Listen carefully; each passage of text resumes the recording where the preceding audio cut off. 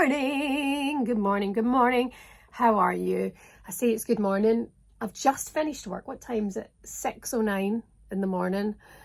The morning after the night before. I've been working very early this week and it's been lovely, a lovely opportunity. But my God, the 2:30 alarm is like, so forgive this, forgive these. My name's Shaban. If you haven't already, please subscribe. I'm loving the subscribe trajectory that my channel is on. I really appreciate it, so thank you. Please subscribe if you haven't already. Please like, share, tell everyone that you know. Especially women's football fans, because we're taking over the world. Let's focus on the Lionesses last night against Norway. Overall, I thought that was a bit better from Norway. That's a bit more of a competition that you want to see. Okay, I know there was lots of changes to the Lionesses squad, some great changes, some absolute weapons that good weapons that Sarina Wiegman has to her side, and you know, that whole headache problem that managers have, and this being a good headache, my God, her headache must be absolutely pounding when she thinks of the options that she's got, and also just the beauty of the changes that she's able to make, Sarina Wiegman. But I will say I was a little bit more impressed with Norway last night. They didn't capitalise on their chances where they could have, but they were missing some key players as well. You've got to say the absence of Ada Hegerberg in that upfront position, Caroline, Graham Hansen as well, lacking there. You know, it could have been a very different result for them, but of course we can't help but focus on what happened last time Norway and England met, which was of course the Euros, and was a very, very different outcome of 8-0. You'll remember what you were doing. You'll remember that scoreline, whether you were at the game, whether you were watching it on the telly, or whether you were listening on the radio. I was actually in the car travelling back from the Northern Ireland game that evening, coming back up the road from Southampton, when, you know, the commentators were just goal, another goal, and thinking, how have Norway been so badly battered? Because for me, even they were a bit of a dark horse going into the tournament, but anyway, that's changed. However, last night we see the better side of Norway. Of course, Hege Riis, who used to be, you know, GB in England manager, now looks after Norway. She's tightened them up that little bit more defensively, but they were lacking in the upfront areas, where of course Sarina Wiegman is blessed with the Lionesses just are different levels. We have to obviously credit Rachel Daly. Rachel Daly! Where do your talents end? Do you know, I won't be shocked. You could put a cheeky bet on that Rachel Daly might be in goal somewhere down the line, just because she can do that as well. Oh, incredible performance from her. And I was actually reading on her Instagram this morning that she's, you know, the tribute to her dad. Her dad passed away not too long ago, and his number was the number 9 in his career.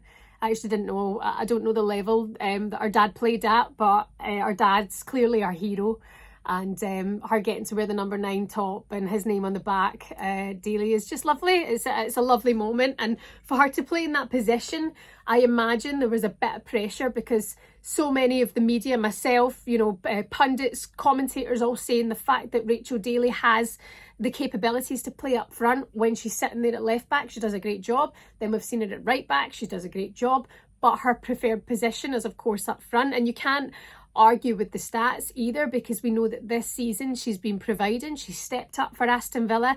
She's changed the landscape of that club. She's changed the landscape of, you know, and the thoughts of the league table. It's going to be a very different season for Aston Villa. They've strengthened in other areas, of course, but Rachel Daly's that key ingredient. She's the sprinkle of magic. And seeing her up front last night for the Lionesses, you know, fair play to her. She took her chance. Absolutely incredible header. And she must be thinking, okay, you know, that's all I had to do, you know, to kind of have that moment and step up and finish it. Of course, Beth Mead wasn't in the side last night. Frank Kirby wasn't in the side last night. And you know, Sarina Wiegman was allowed to make those changes. Lauren James, for me, is becoming somebody who could be a starter now for Sarina Wiegman's side. I think she'll be pushing herself in there. She looks fit. She looks like she's enjoying herself.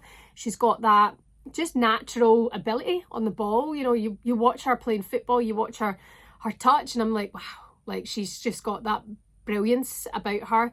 So I think she's been absolutely exceptional, Lauren James. But we have to credit some of the young Lionesses who started last night. Of course, Mia Tissier in defence, and I actually, there was a couple of tricky moments for Mia Tissier where possibly it might not have gone her way, you know, had she not have, Ellie Roebuck had a good game until, of course, there was the error at the back where they conceded the goal. But I do look and think, you know, Mia Tissier does have a very good chance, and the more experience she's going to get, the more minutes she's going to get, the more she's going to develop and learn.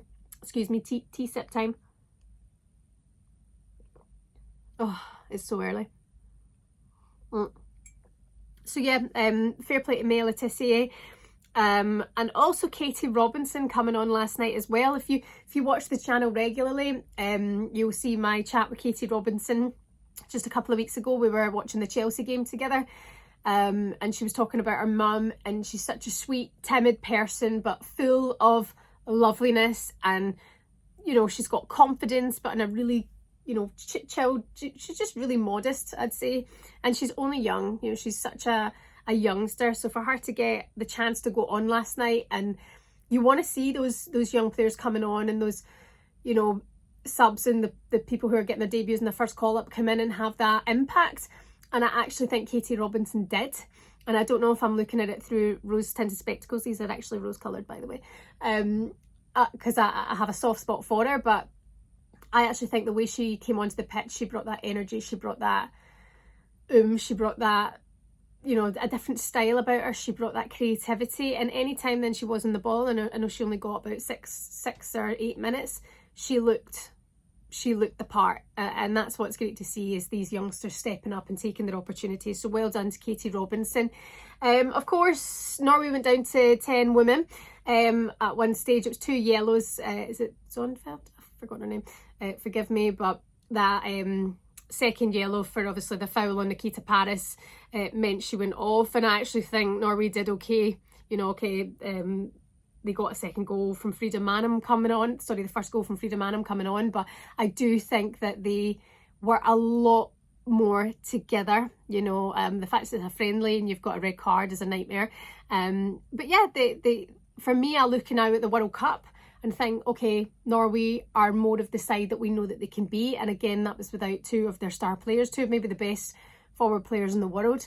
So I do think that they have now that kind of different reputation. They've made up for the damage that was caused in the Euros. Maybe not completely made up for it, but definitely on a different level. Ellie Roebuck, who of course was in goal for Mary Earps. Unfortunate, because she'd had a good game, but that error, you know, that led to the goal at the back was a little bit unfortunate. You know, that's not what you want. But at the same time, she did have a decent game, and it's a friendly, and of course they're still unbeaten. I think that's 26 games now unbeaten. So many, is it maybe 20 under Sarina Wiegman?